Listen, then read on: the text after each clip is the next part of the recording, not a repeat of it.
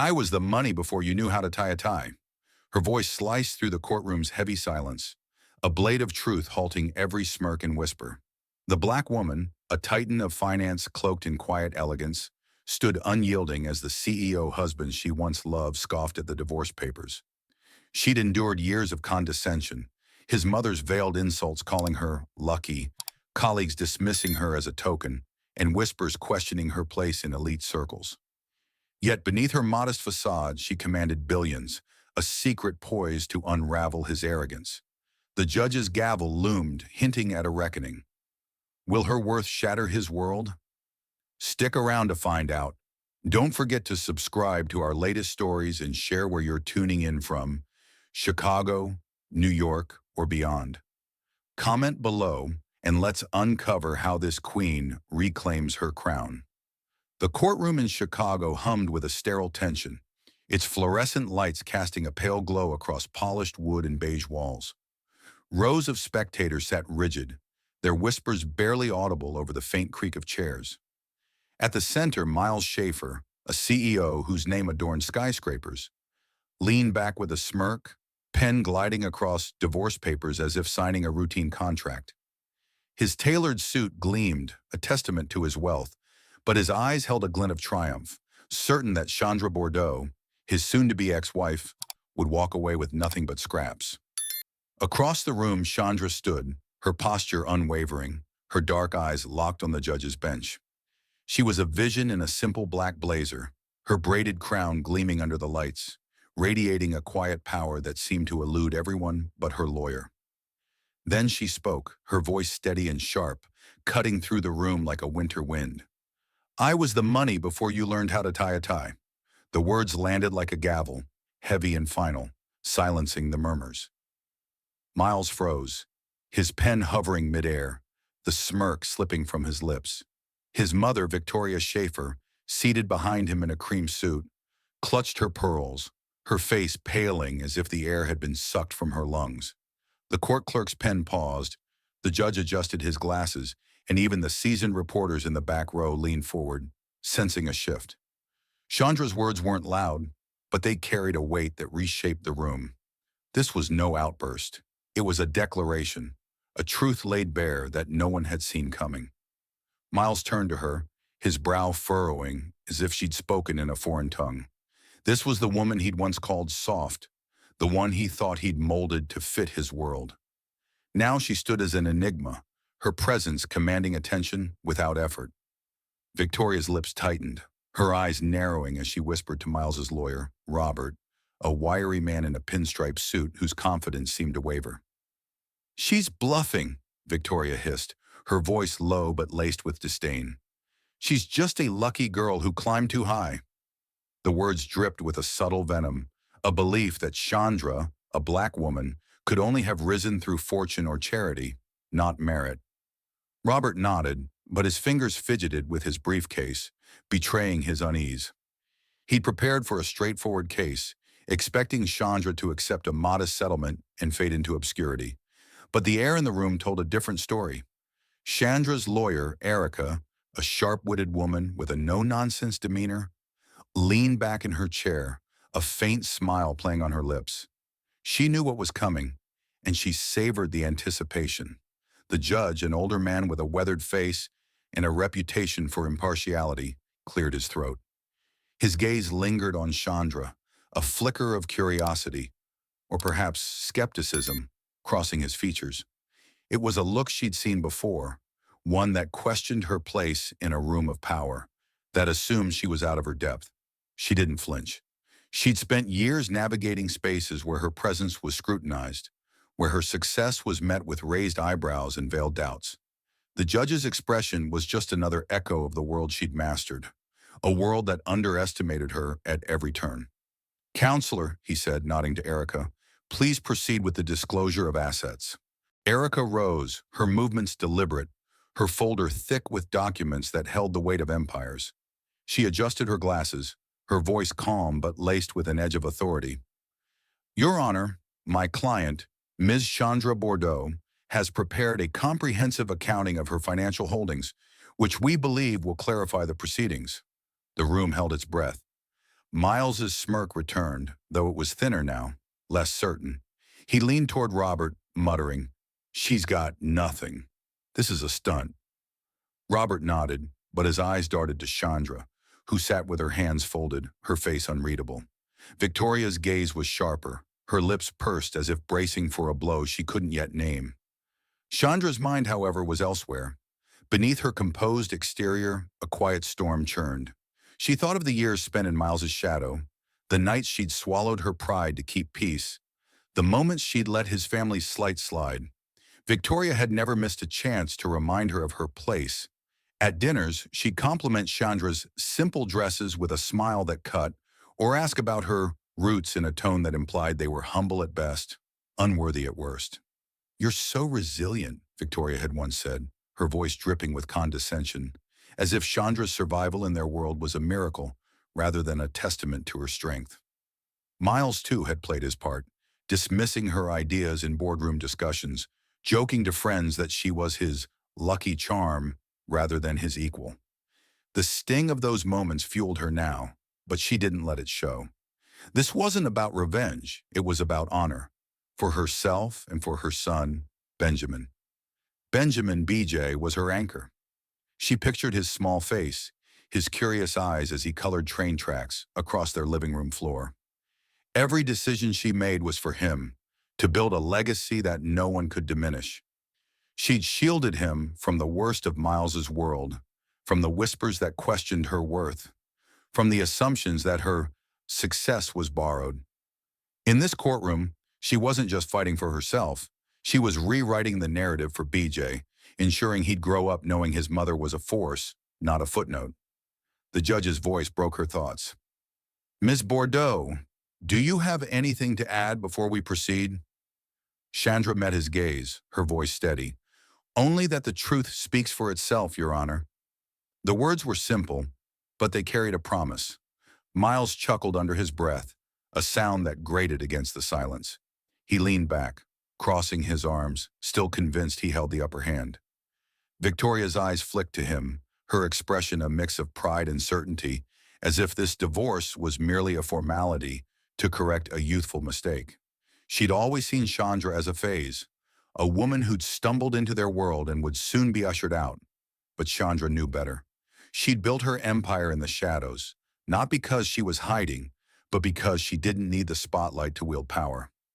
Every contract, every investment, every late-night strategy session on her encrypted laptop had led to this moment.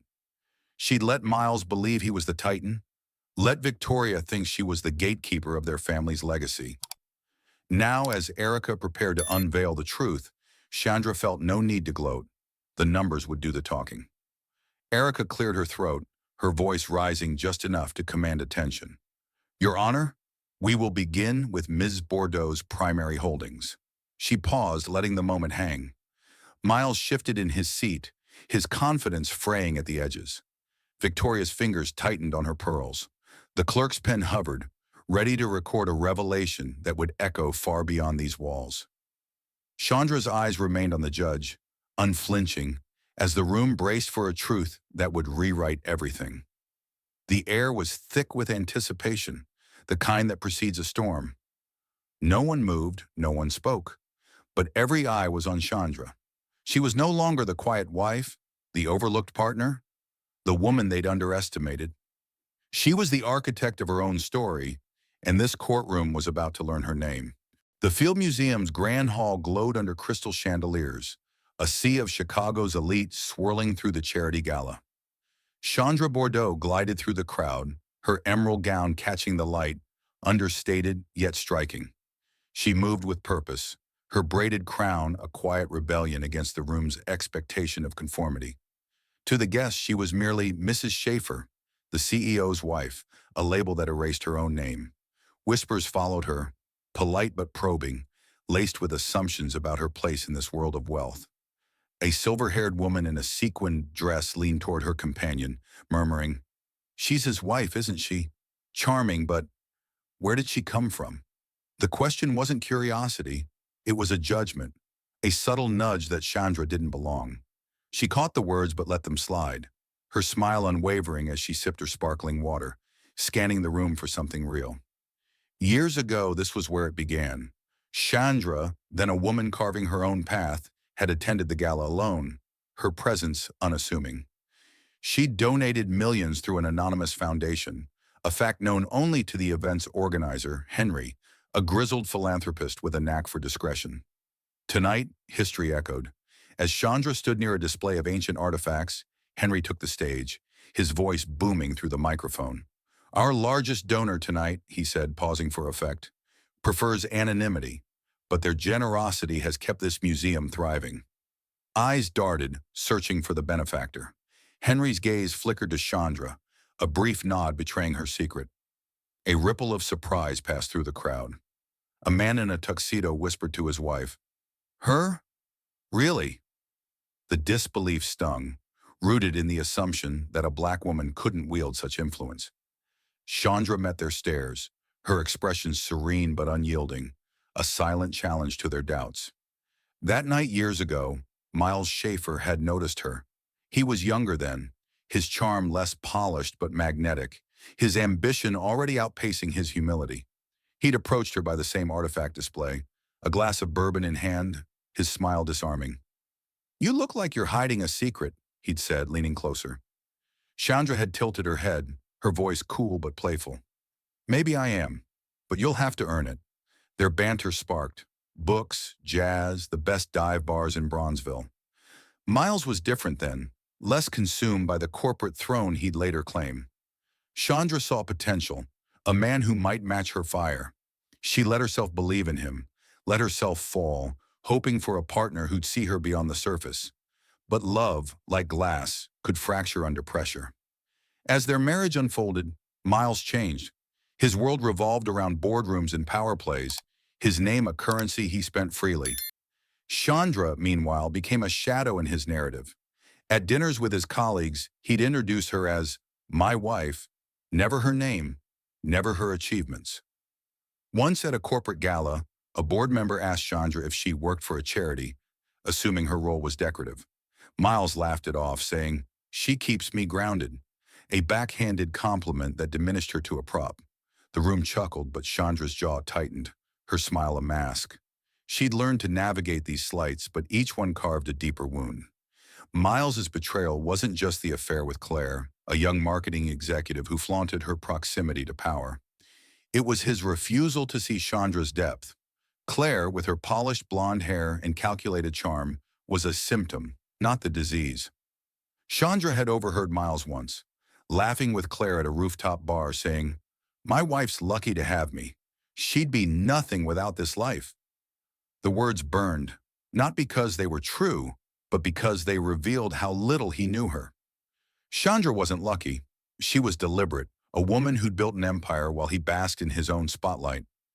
Yet she stayed for a time, hoping he'd remember the man who'd once listened to her talk about Langston Hughes over late-night coffee. The gala tonight was a turning point. Chandra stood alone again, no longer the hopeful woman of years past. She'd come to test herself, to see if she could still believe in connection.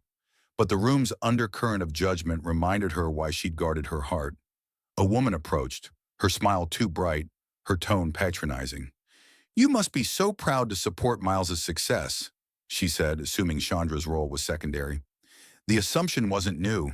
Chandra had heard it in boardrooms, at charity events, even from Miles's friends, who'd ask if she grew up in the city, code for questioning her roots. She responded with a nod, her voice smooth. "I support a lot of things. Some you'd never guess." The woman blinked, caught off guard, but Chandra was already moving away, her steps deliberate. Lena, Chandra's closest friend, was her anchor in these moments. A black woman with a sharp tongue and sharper insight, Lena had watched Chandra's marriage fray. Over coffee in a South Side diner, Lena had been blunt. "He doesn't see you, Chandra. You're a queen, and he's treating you like a pawn. Don't let him define you." Lena's words echoed now as Chandra stood in the gala's glow, her resolve hardening. She wasn't here to play Miles's game anymore. She was here to reclaim her story. The cracks in their marriage had deepened over time. Miles's ambition consumed him, his late nights at the office blending into weekends with Claire. Chandra had found texts, not by snooping, but because Miles was careless, leaving his phone open on the kitchen counter. The messages were flippant. Claire calling Chandra, the quiet one, Miles replying, she's fine where she is. Fine. The word grated, reducing her to a footnote. But it was his absence at home that cut deepest. One evening, Chandra sat with Benjamin, their son, reading a bedtime story about trains. BJ's eyes lit up at the pictures, his small fingers tracing the pages. Does Daddy like trains? He asked. Chandra's heart clenched. Miles hadn't been home in days, too busy chasing deals and distractions. He's busy, baby, she said, kissing BJ's forehead. But we've got this. That night, alone in their Gold Coast penthouse, Chandra made her decision. She sat at her desk, the city skyline glittering beyond the window, and opened her laptop. Not the one she used for emails, but the encrypted one, where Bordeaux Equity's dashboards tracked her billions. She wasn't the woman Miles assumed, a trophy, a lucky catch. She was a force, her wealth built through calculated risks and silent victories. The gala had shown her the world's blindness. Miles's betrayal had shown her his. She wouldn't beg for his respect or his love. She'd walk away, not for herself alone, but for BJ, to teach him that worth wasn't tied to someone else's name. The gala's final moments lingered in her mind. As Henry announced the anonymous donor, Miles had been across the room laughing with Claire, oblivious to the shift. Chandra caught his eye, her gaze steady, a silent promise that she was done playing small. She left the gala early, her heels clicking on the museum's marble floor, each step a declaration. The marriage was over, not because of Claire, but because Miles had never asked who Chandra truly was. He'd seen her as an accessory, not an architect. Now she'd let the world see her truth, starting with the courtroom that awaited. The morning sun filtered through the grimy windows of a Chicago subway car, casting fleeting shadows across Chandra Bordeaux's face as she swayed with the train's rhythm. She clutched a paper coffee cup, her navy blazer unremarkable, her braided crown tucked neatly beneath a scarf. To the other commuters, she was just another professional heading downtown, her presence blending into the hum of the city. At Ellison Creative LLC in her modest office in a low-rent building, she played the part of a mid-level marketing consultant. Her desk held a chipped mug, a stack of invoices, and a laptop that looked like it belonged to someone scraping by. Neighbors in the building, accountants, graphic designers, a struggling lawyer, nodded at her in the hallway, offering pleasantries about the weather or the cafe downstairs. Hard-working lady, they'd say, their smiles tinged with the assumption that she was climbing a modest ladder, just like them. But Chandra was no ordinary consultant. When the office lights dimmed and the city settled into dusk, she returned to her Gold Coast penthouse, where a different world awaited. In a locked drawer, she kept an encrypted laptop, its screen glowing with dashboards tracking Bordeaux Equity, her multinational financial empire. Numbers danced, $7.2 billion in venture capital, private debt, and emerging markets, with silent stakes in shipping and tech startups. Each click orchestrated deals that shifted global markets, her decisions rippling from Silicon Valley to Singapore. This was her true domain, one she'd built with precision, shielded from the prying eyes of those who'd never believe a black woman could wield such power. The contrast was deliberate. By day, she was invisible, a woman in practical shoes eating a $6 sandwich. By night, she was a titan, her wealth a fortress she'd constructed brick by brick. Her neighbors never suspected. Susan, a chatty receptionist in the office next door, once complimented Chandra's work ethic over coffee, her tone warm but patronizing. "You're doing so well for yourself," Susan said, as if Chandra's life was a triumph over humble beginnings. The assumption stung, not because it was malicious, but because it erased her reality. Susan didn't see the late-night calls with investors in Dubai, the encrypted emails securing a shipping deal worth millions. She saw a black woman who worked hard, a narrative that fit her worldview. Chandra smiled, deflecting with a nod. "Just keeping busy," she said, her voice light but her eyes sharp. She'd learned to navigate these microaggressions, letting them slide while guarding her truth. At the bank, the assumptions were bolder. A teller, a young man with a crisp tie, once glanced at Chandra's business card and asked if she was representing someone important.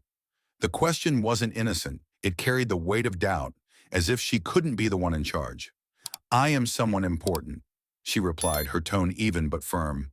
The teller blinked, flustered, and processed her transaction in silence. These moments were constant. Strangers questioning her authority, colleagues assuming her success was borrowed. Yet Chandra thrived in the duality, her public humility a shield for her private empire. She didn't need validation from those who couldn't see her. Her days were a careful performance. She'd arrive at Ellison Creative LLC by 8 a.m., her sensible heels clicking on the worn linoleum. She'd chat with the barista at the cafe downstairs, ordering a turkey wrap and a black coffee, her order as unassuming as her wardrobe. She'd review client proposals, real ones, for small businesses she genuinely helped. A nod to the cover story she'd crafted. But her real work happened after hours, when she'd sit at her penthouse desk, the Chicago skyline glittering beyond the window. There she analyzed market trends, approved multi-million-dollar investments, and strategized with her team of advisors, all while the world slept. Her empire was her sanctuary, a testament to her intellect and resolve, built in defiance of those who doubted her. Benjamin, her son, was the heart of her world. At 5, BJ was a whirlwind of curiosity, his crayons scattered across their living room floor as he drew lopsided trains. Chandra cherished these moments, kneeling beside him to admire his work. "This one's going to California," BJ declared, pointing to a red locomotive. Chandra smiled, her voice soft. "It's perfect, baby. Where's it headed next?" She'd taught him to dream big, to see himself as limitless, even as she shielded him from the world's biases. One evening, as she tucked him into bed, BJ asked, "Mommy, do you work a lot because Daddy doesn't?" The question pierced her. Miles, consumed by his own ambitions, rarely saw BJ, his visits sporadic and marked by grand gestures, a toy train set, a flashy watch, that missed the mark. Chandra kissed BJ's forehead. "I work for us, sweetheart, so we can build our own tracks." Miles, meanwhile, lived in a different reality. At his downtown office, he bragged to Claire, his mistress, about his latest deal, his voice dripping with self-assurance. "My wife's happy at home," he'd say, painting Chandra as a docile partner, content with his scraps. Claire, eager to cement her place, nodded along, calling Chandra sweet but simple. Their words, overheard by a mutual acquaintance who later told Chandra, were a betrayal of ignorance. Miles didn't know about the encrypted laptop, the late-night calls, the billions she commanded. He saw her as an extension of his success, a woman who'd lucked out by marrying him. The delusion fueled Chandra's resolve.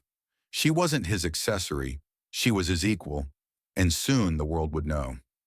Erica, Chandra's lawyer and confidant, was one of the few who understood her duality. A white woman with a razor-sharp mind, Erica had seen Chandra's empire grow from its infancy. Over lunch at a quiet diner, Erica leaned forward, her voice low. "You're playing a dangerous game, hiding this much power," she said. "Miles is clueless, but he's not stupid. What happens when he finds out?" Chandra stirred her tea, her expression calm. "He won't. Not until it's too late. I'm not hiding, Erica. I'm choosing who gets to see me." Erica nodded, respecting the strategy. She knew Chandra's humility wasn't weakness. It was a calculated choice, a way to move through a world that often refused to see her. Chandra's nights were her own. Alone in her penthouse, she'd pour a glass of hibiscus tea and open her laptop.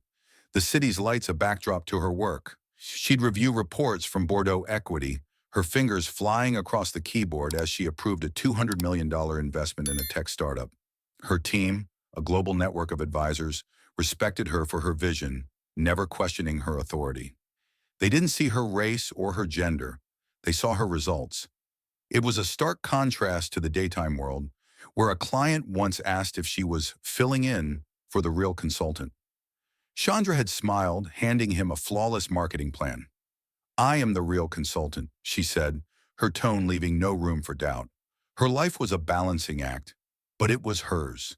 She'd built this empire not for glory, but for security, for BJ, for herself, for the legacy she'd leave behind. Every deal, every risk was a brick in that foundation. Miles's world, with its flashy dinners and shallow alliances, couldn't touch her. He'd underestimated her, assuming her quiet demeanor meant she had nothing to say. But Chandra's silence was her strength, her empire, her proof. As she closed her laptop one night, the city humming below, she felt a quiet certainty. The world might not see her yet, but it will. And when it did, it would never forget her name. The grand ballroom of Chicago's Drake Hotel shimmered with opulence, its chandeliers casting a golden glow over the charity gala's attendees. Chandra Bordeaux entered alone, her crimson dress hugging her frame, its simplicity a stark contrast to the ostentatious gowns around her. Her braided crown gleamed under the lights, a silent assertion of her presence in a room that barely registered her name. To the crowd, she was still Miles Schaefer's wife, a title that reduced her to an accessory. Whispers trailed her as she moved through the throng, their voices cloaked in polite curiosity, but heavy with judgment. A woman in a pearl-encrusted gown leaned toward her husband, murmuring, "She's here alone again. I suppose she's used to these events by now." The words carried an edge, implying Chandra was an outsider, playing a part she hadn't earned. She let the comment pass, her gaze steady, searching for the evening's purpose. The gala was a stage, and Chandra knew her role. She'd come to test the waters, to gauge how far the world's assumptions about her stretched. The room buzzed with Chicago's elite, bankers, philanthropists, CEOs, each vying for attention. Chandra's presence, however, drew a different kind of scrutiny. A middle-aged man in a tuxedo, his face flushed from champagne, approached her near a silent auction table. "You must love these events, supporting your husband's causes," he said, his smile patronizing. The assumption was clear. Her value lay in her proximity to Miles, not in her own right. Chandra's lips curved slightly, her voice smooth as silk. "I support what matters to me," she replied, her tone sharp enough to make him pause. He nodded, retreating, but the exchange lingered, a reminder of the world she navigated. The evening shifted when Henry, the gala's organizer, took the stage. A grizzled man with a voice like gravel, he commanded the room's attention. "Tonight's success," he announced, "owes much to a donor whose generosity has transformed this institution." He paused, his eyes finding Chandra's in the crowd. "Their contributions, made quietly through an anonymous foundation, have funded our new wing." The room stirred, heads turning, searching for the benefactor. Henry's gaze held Chandra's for a moment too long, a silent acknowledgement. A murmur rippled through the crowd, and Chandra felt the weight of their stares, some curious, others disbelieving. A woman nearby whispered to her companion, "Her? I thought she just attended these things." The doubt was palpable, rooted in the unspoken assumption that a black woman couldn't hold such sway. Chandra met their eyes, her expression serene but unyielding, a quiet defiance that dared them to question her further. Across the room, Claire, Miles's mistress, stood with a flute of champagne, her blonde hair catching the light. She watched Chandra with a smirk, her presence a calculated taunt. Claire leaned toward a friend, her voice just loud enough to carry. "She's so poised, isn't she? Almost like she's trying too hard." The words were a jab, implying Chandra was performing rather than belonging. Chandra caught the comment but didn't react, her focus on the stage. She'd learned long ago to let such slights slide, but each one fueled her resolve. This gala wasn't about fitting in. It was about reminding herself who she was. The night's true test came later, at Gibson's Italia, where Chandra met Victoria Schaefer for dinner. The restaurant was a bastion of power, its tables filled with men in linen shirts and women dripping in diamonds. Victoria had insisted on the meeting, her voice syrupy over the phone. "It's just dinner, dear," she'd said. But Chandra knew better. This was no casual meal. It was a negotiation, a chance for Victoria to assert her dominance. Chandra arrived in a tailored black dress, her demeanor calm but alert. Victoria sat waiting, her cream blazer impeccable, her pearls glinting like armor. "You look lovely," Victoria said, her smile tight. "So refreshing in your simplicity." The compliment was a blade, implying Chandra's elegance was a step below her own. Chandra nodded, her voice even. "Thank you. I prefer clarity over excess." The dinner unfolded like a chess match. Victoria's questions were cloaked in politeness, each one probing for weaknesses. "Did you study at a public school?" she asked, her tone suggesting Chandra's education was lacking. Your background must be so grounded. The word was a code, a nod to the assumption that Chandra came from less, that her presence in their world was an anomaly. Chandra sipped her water, her response measured. I studied what mattered. It served me well. Victoria's eyes narrowed, searching for a crack in Chandra's composure, but found none. The older woman pressed on, her voice saccharine. It must be exhausting, keeping up with Miles's world. You're so resilient. The word was a favorite of Victoria's, a backhanded praise that framed Chandra's existence as a struggle rather than a triumph.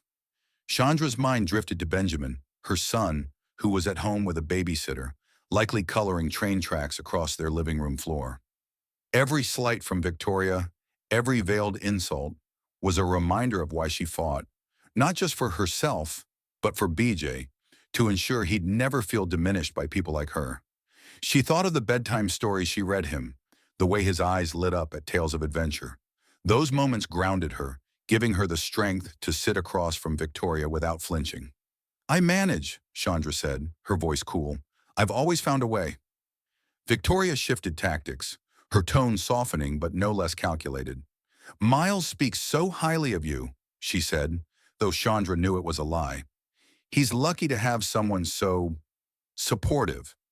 The word was another jab, implying Chandra's role was secondary, a helpmate rather than a force. Chandra leaned forward, her eyes locking onto Victoria's. We're both lucky, in our own ways, she said, her voice carrying a weight that made Victoria pause. The older woman's smile faltered, her fingers tightening on her wine glass. Chandra's response wasn't defiance, it was a warning, a signal that she saw through the facade. As the meal ended, Victoria extended her hand, her grip firm but brittle.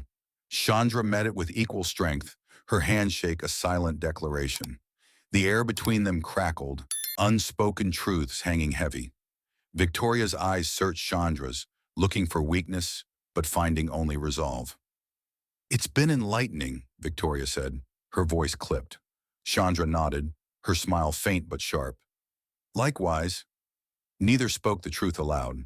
This was no truce, but a shift in the game. Chandra stood, her movements graceful, her presence commanding the room's attention without effort.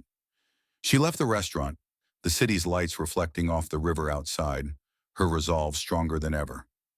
Back at home, Chandra slipped off her heels and knelt beside BJ, who was sprawled on the floor with his crayons. Mommy, look, he said, holding up a drawing of a red train. Chandra smiled, her heart softening. It's beautiful, baby, she said, pulling him close. As she read him a bedtime story, her voice steady and warm, she made a silent vow. She'd protect BJ from the world's judgments, from the assumptions that had dogged her every step.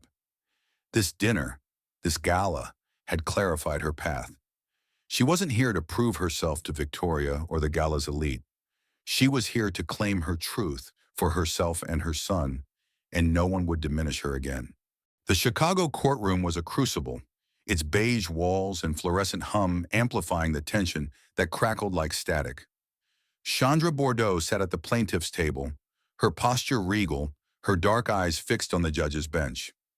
Her simple gray suit was a quiet rebellion against the ostentation of Miles Schaefer's tailored Navy ensemble, his gold cufflinks glinting as he shifted in his seat.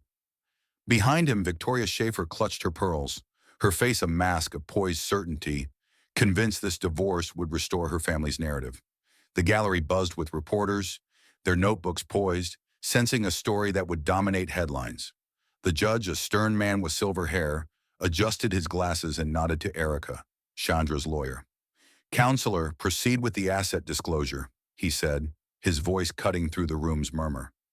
Chandra's lips curved faintly, not in triumph but in resolve, as the moment she'd orchestrated arrived. Erica rose, her folder thick with documents, her voice steady but laced with authority. Your Honor, my client, Ms. Chandra Bordeaux, submits the following financial holdings. She began, her tone deliberate, each word a hammer striking Miles's confidence.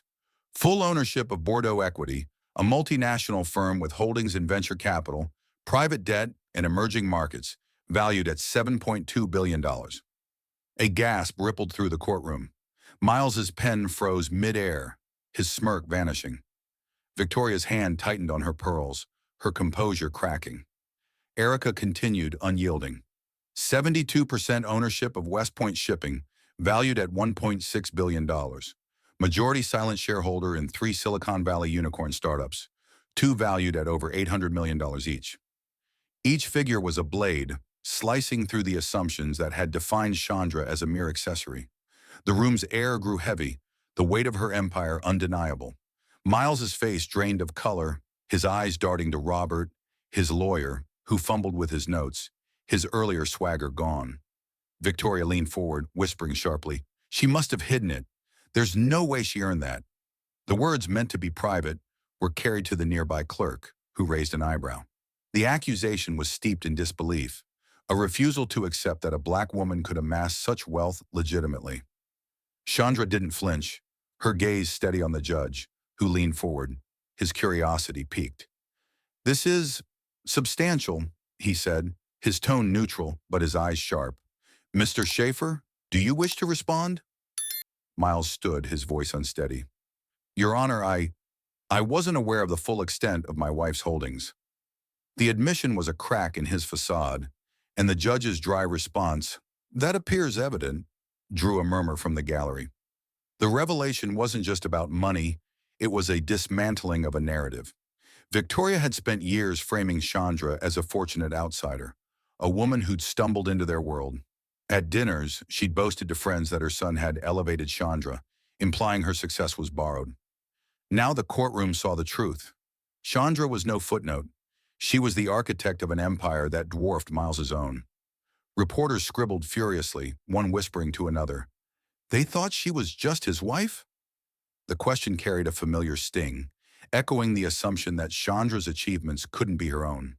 She'd heard it before, in boardrooms, at galas, from strangers who assumed her wealth was a gift, not a conquest. But here in this room, those doubts were crumbling. Weeks later, Forbes unveiled its cover.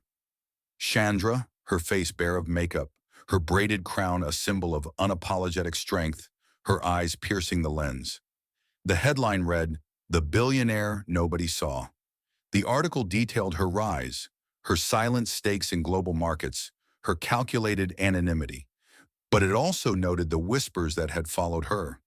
Colleagues who'd called her a stand-in for a wealthier investor. Skeptics who questioned how a black woman could build such an empire. The piece didn't shy away from the bias, quoting an anonymous source who claimed Chandra must have had help. Chandra didn't respond. Her presence on the cover was her answer, a testament to her power that needed no defense. In a sleek boardroom downtown, Miles faced his own reckoning. The mahogany table gleamed under recessed lights, but the mood was tense. Shareholders, a mix of gray-haired men and polished women, shifted in their seats, their focus no longer on Miles but on the ex-wife billionaire dominating their conversations. "Why didn't you know?" one director, Thompson, a gruff man with a penchant for bluntness, demanded. Miles's jaw tightened. "She wasn't this when I married her," he snapped. Thompson's reply was quiet but cutting. "She was. You just didn't see her." The words echoed the courtroom's truth, and Miles's silence spoke volumes. He'd built his identity on control, but Chandra had rewritten the rules. Later, he discovered the extent of her power. Reviewing acquisition documents, Miles noticed new names, unfamiliar entities that traced back to Bordeaux equity. Through layers of shell companies, Chandra had quietly secured a controlling interest in his firm. The realization hit like a physical blow. He no longer owned his world. She did. He sat in his office, the city skyline mocking him through the window, and opened an envelope that had arrived that morning. Inside was a handwritten note, simple and devastating. "Now you work for the woman you underestimated. Be good to our son." The words were devoid of malice, but their weight crushed him. Chandra hadn't sought revenge. She'd claimed her truth, and it was absolute. For Chandra, the victory was personal. Every night she returned to Benjamin, her son, who filled her penthouse with laughter and crayon-strewn chaos. She knelt beside him as he built train tracks, his small voice narrating their journey. "This one's for you, Mommy," he said, holding up a blue locomotive. Chandra's heart swelled, her resolve rooted in him. She'd fought for BJ to give him a legacy untainted by the biases she'd endured. She taught him to draw, to dream, to know his worth was his own. "You're enough, baby," she'd whisper, tucking him into bed. Those moments were her anchor, grounding her in a world that had tried to diminish her. One evening on her balcony overlooking Chicago's glittering skyline, Chandra sipped hibiscus tea, the city's pulse a quiet hum below. BJ slept inside, his drawings scattered across the floor. The Forbes cover sat on her table, a marker of her triumph, but it wasn't her focus. Her mind was on the deals she'd signed that day, the partnerships she'd forged, the empire she'd built. She'd never needed the world's applause, only its respect. The courtroom, the magazine, the boardroom, they were steps, not the destination. Her truth was her son's future, her own strength, her refusal to be defined by anyone else's lens. The note to Miles was her closure. It wasn't about gloating, it was about clarity. She'd walked away from his world, not to destroy him, but to show him who she'd always been. The world now saw her, not as a wife, not as a shadow, but as a force. And as she stood on that balcony, the city sprawling before her, she knew her worth had never needed permission. It was hers, unyielding, and it would never apologize for existing. Thank you for joining us on this powerful journey through Chandra Bordeaux's story, a tale of resilience, truth, and unapologetic strength. We hope her triumph over adversity and her unwavering commitment to her son, Benjamin, inspired you as much as it did us. What did you take away from Chandra's journey? Did her quiet power or her defiance of stereotypes resonate with you? Share your thoughts in the comments below. We'd love to hear your perspective and where you're tuning in from. Your voice adds to the conversation, so let's keep it going. Don't forget to subscribe for more stories that uplift and challenge, and hit that notification bell to catch our next tale. Thank you for being part of our community, and we can't wait to share another unforgettable story with you soon. Until then, stay strong and keep defining your own worth.